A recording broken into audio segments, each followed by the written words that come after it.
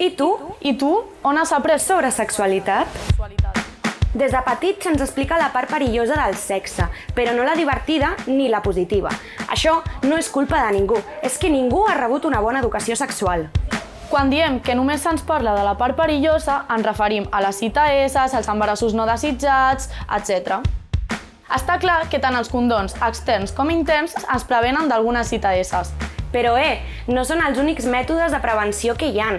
Anar al ginecòleg, a l'uròleg, ONGs que fan proves ràpides, anar a fer-se anàlisis de sang, també són una bona manera de tenir cura de la nostra salut sexual.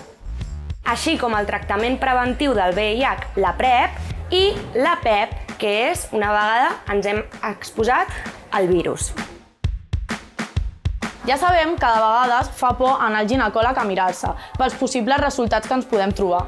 Però això només segueixen sent estigmes i prejudicis que a dia d'avui tenen les ITS, ja que la majoria d'aquestes tenen cura mitjançant un tractament mèdic.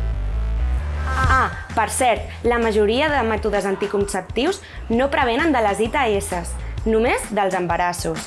I la pastilla del dia després no és una pastilla abortiva, només retarda l'ovulació. Ja, però només te la pots prendre 3 vegades a la vida, no? Que no, mai, que això és un mite, te la pots prendre més de 3 vegades a la vida, però no la utilitzis com el teu mètode anticonceptiu habitual.